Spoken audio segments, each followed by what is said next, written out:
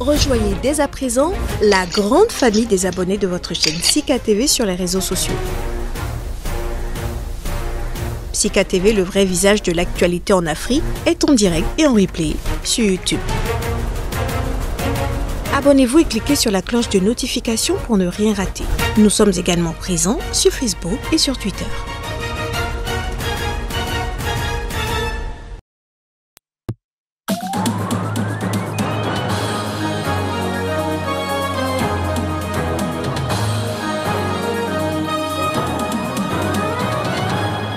Une vingtaine de partis et de personnalités de l'opposition réunis en coalition au Sénégal, une coalition menée par le principal opposant Ousmane Sonko à quelques 5 mois des élections locales.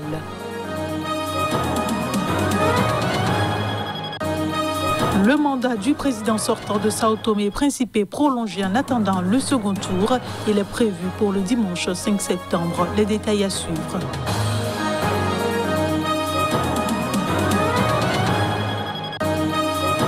Et puis, visite du roi Abdallah II et du président palestinien Abbas au Caire. Abdel Fattah al-Sisi les a reçus dans le cadre d'un sommet tripartite pour évoquer Jérusalem.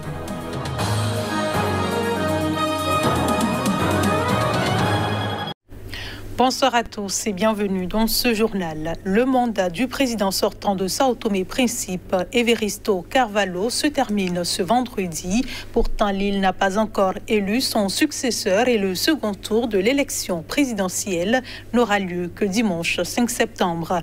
Le Parlement a donc voté la prolongation du mandat du président. Les précisions. Le mardi soir, le président sortant de Sao Tomé et Principe s'est adressé à la nation afin d'expliquer qu'il prenait acte de la décision du Parlement de prolonger son mandat, mais l'appliquerait à contre-cœur au nom de la stabilité du pays. C'est avec inquiétude que Carlos Villanova de l'ADI a accueilli la déclaration du président. Arrivé en tête du premier tour, le candidat du principal parti d'opposition redoute que tous ces rebondissements ne sapent la crédibilité du scrutin, s'est-il confié au micro de RFI. Une situation inédite due à un contentieux sur la validité des résultats du premier tour qui a provoqué le report par 2 fois de l'organisation du second. Les résultats préliminaires ont été transmis à la Cour constitutionnelle de manière illégale, puis c'est l'Assemblée qui a voté un test illégal et n'ayant toujours pas de président élu, le président sortant prolonge son mandat. Évidemment, tout ça est préoccupant pour n'importe quel citoyen qui souhaite voir son pays dirigé selon la loi, la Constitution et les normes républicaines, a-t-il poursuivi. Son concurrent semble plus serein. Pour Guilherme Posser da Costa, du parti au pouvoir, le président Carvalho a donné toutes les garanties pour que cette situation inédite ne perdure pas. En ce qui concerne le président Evaristo Carvalho, c'est très bien qu'il ait fait une déclaration pour rassurer ceux qui pensent qu'il essaie de se maintenir au pouvoir.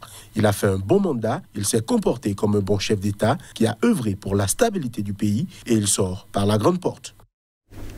6 policiers kenyans ont été inculpés de meurtre jeudi pour la mort de 2 frères décédés après leur arrestation le 1er août dans le centre du pays. Les 2 frères décédés auraient enfreint le couvre-feu en vigueur contre la Covid-19. La mort d'Emmanuel Montoura Ndwiga et Benson Ndiru Ndwiga, respectivement âgés de 19 et 22 ans, avait provoqué l'indignation dans le pays et donné lieu à des manifestations parfois violentes, dénonçant les brutalités policières. Les 6 policiers, 4 hommes et 2 femmes, ont plaidé non coupables lors de leur comparution jeudi devant un tribunal de Nairobi. Ils resteront en détention jusqu'à ce que leur demande de libération conditionnelle soit étudiée le 22 septembre.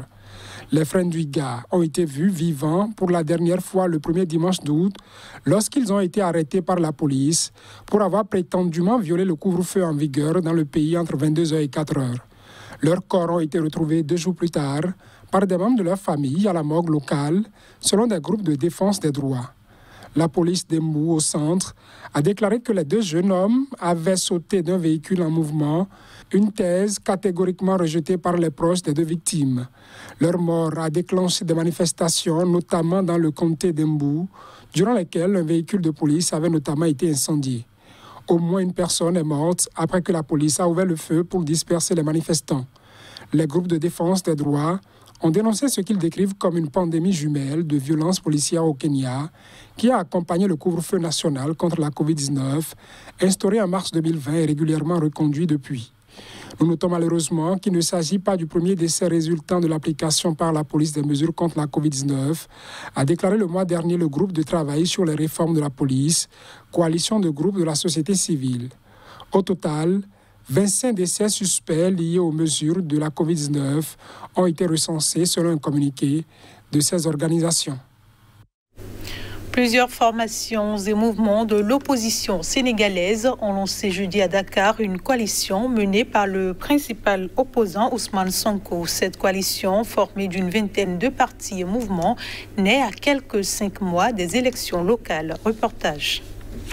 La coalition Libérer le peuple vise, selon ses initiateurs, à conquérir les conseils municipaux et départementaux contrôlés dans leur quasi-totalité par la coalition présidentielle depuis les élections de mars 2014. Les élections locales, initialement prévues en 2019, doivent se tenir fin janvier 2022. La coalition présidentielle contrôle également le Parlement, avec une majorité de députés. La nouvelle coalition, formée d'une vingtaine de partis et mouvements, va présenter une liste commune dans chaque commune et département et poursuivre cette collaboration jusqu'à la présidentielle de 2024, a déclaré une de ses responsables lors de sa mise en place jeudi. Elle réunit en plus de Ousmane Sonko plusieurs responsables, dont l'ex-maire de Dakar, Khalifa Sall, et un influent chef religieux. Sonko, député à l'Assemblée nationale, reste visé par des accusations de viol d'une employée d'un salon de beauté. Il réfute ces accusations qu'il attribue à un complot ourdi par le président Macky Sall pour l'écarter de la scène politique. Son arrestation, début mars, avait déclenché au Sénégal de rares violences qui ont fait plusieurs morts. Les locales de 2022 sont également pour Sonko, troisième de la présidentielle de 2019, un tour de chauffe avant la présidentielle de 2024. Dont il est un des principaux concurrents. La nouvelle coalition devait initialement réunir un plus grand nombre de formations de l'opposition, dont le PDS, ex-parti au pouvoir, toujours dirigé par l'ex-président Abdoulaye Wade. Le PDS a finalement renoncé à en être membre à cause de points de désaccord qui n'auraient pas été résolus. Ce journal se poursuit au Nigeria. Les écoles primaires et secondaires sont temporairement fermées suite aux restrictions imposées par les autorités de l'État de Zamfara dans le nord-ouest du pays au lendemain de l'enlèvement de 113 lycéens par des hommes armés. Il s'agit du dernier kidnapping en date d'une longue série visant les établissements scolaires dans le pays. Des hommes armés ont enlevé mercredi dernier plus de 70 lycéens dans le nord-ouest du Nigeria. Selon la police, les assaillants ont envahi dans la matinée le lycée de Kaya, situé dans les environs de Maradoun, dans l'état de Zamfara, et ont enlevé 73 élèves, a déclaré le porte-parole de la police de l'État dans un communiqué. Au lendemain de l'enlèvement des lycéens, les autorités de l'État de Zamfara ont imposé des restrictions sur les déplacements routiers la nuit, tandis que les écoles primaires et secondaires ont été temporairement fermées. Des habitants de Gusau, dans l'état de Zamfara, dans le nord-ouest du Nigeria, réagissent à la fermeture temporaire. Fermer les marchés et les écoles, cela ne peut pas résoudre le problème. Nos enfants sont à la maison et rien ne se passe. La seule chose que le gouvernement doit faire est de se réunir et de voir comment il peut résoudre le problème de l'insécurité au Nigeria.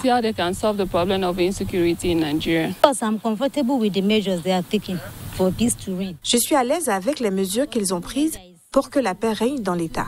Car même en cas d'insécurité, les enfants ne peuvent jamais se concentrer pour apprendre. Les enlèvements de masse avec demande de rançon dans le nord et le centre font désormais les gros titres presque chaque semaine dans le pays le plus peuplé d'Afrique. Le président égyptien Abdel Fattah al-Sisi a reçu le roi Abdallah II de Jordanie et le président palestinien Mohamed Abbas au Caire lors d'un sommet tripartite pour évoquer Jérusalem. L'Égypte et la Jordanie, deux alliés des États-Unis, pourraient rouvrir leur consulat général dans la ville sainte. Le président palestinien Mahmoud Abbas a évoqué Jérusalem-Est occupée jeudi au Caire avec son homologue égyptien Abdel Fattah al-Sisi et le roi Abdallah II de Jordanie. Selon l'agence palestinienne Wafa, Abbas a dénoncé les violations d'Israël et les agressions des colons sous la protection de l'armée d'occupation, faisant référence aux Palestiniens menacés d'expulsion à Jérusalem-Est. Les Palestiniens souhaitent faire de Jérusalem-Est, occupée depuis 1967 par Israël, la capitale de l'État auquel ils aspirent, tandis qu'Israël l'a décrétée une et indivisible. Ce sujet intéresse particulièrement la Jordanie car elle chapeaute le Waqf de Jérusalem, en charge de l'esplanade des mosquées au cœur de la vieille ville. La Jordanie est le deuxième pays arabe à avoir signé la paix avec Israël en 1994, 15 ans après l'Égypte, qui a lancé mi-août une invitation au Premier ministre israélien Naftali Bennett, un événement très rare. Jeudi, Saïd Abdou Ali, chargé de la question palestinienne à la Ligue arabe, basée au Caire, mettait en garde contre la loi israélienne qui prévoit un droit de propriété aux Juifs, pouvant prouver que leur famille vivait à Jérusalem-Est avant la guerre de 1948. Celle-ci s'inscrit dans une politique de nettoyage ethnique et de déplacement forcé, a-t-il dit à la presse. Les Palestiniens n'ont cessé de dénoncer un parti pris pro-israélien de Donald Trump. Aujourd'hui, pour les experts, il est peu probable que son successeur Joe Biden ravive un quelconque processus de paix au point mort depuis 2014. Sisi et le roi Abdallah II ont réaffirmé leur soutien au président Mahmoud Abbas, écartant ainsi de fait le mouvement islamiste Hamas au pouvoir à Gaza. L'Égypte a obtenu en mai une trêve qui a mis fin en mai à une guerre éclair entre Israël et le Hamas à Gaza. En difficulté dans les sondages, le Premier ministre japonais a annoncé ce vendredi qu'il ne se représenterait pas à la tête de son parti lors d'une élection interne fin septembre. En prenant cette décision, il renonce ainsi à se maintenir au pouvoir. Les précisions. À l'issue d'une réunion avec les cadres de la formation politique au pouvoir au Japon, le Premier ministre Yoshihide Suga a annoncé ce vendredi qu'il ne se représenterait pas à la tête de son parti lors d'une élection interne fin septembre.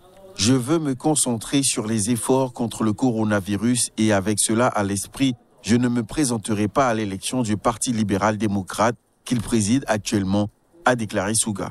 Âgé de 72 ans, le Premier ministre a dit s'être rendu compte qu'il ne pouvait pas mener à la fois la lutte contre le Covid-19 et la campagne pour sa réélection au sommet du PLD. Honnêtement, je suis surpris, a réagi devant la presse Toshihiro Nikai, le numéro 2 du PLD, qui avait annoncé l'intention de Suga peu auparavant. Pour les élus du PLD, c'est un soulagement de ne pas devoir faire campagne aux législatives sous la bannière d'un Premier ministre impopulaire, a estimé Tomoaki Iwe, professeur de sciences politiques de l'université Nihon à Tokyo. Le vainqueur de l'élection du PLD, prévue le 29 septembre prochain, doit mener le parti à des élections législatives cet automne. Comme ce parti de droite nationaliste domine très largement la vie politique japonaise, son chef est quasiment assuré de devenir Premier ministre. C'est l'essentiel de ce qui fait l'actualité. Merci de votre attention et bonne suite de programme sur Sika TV.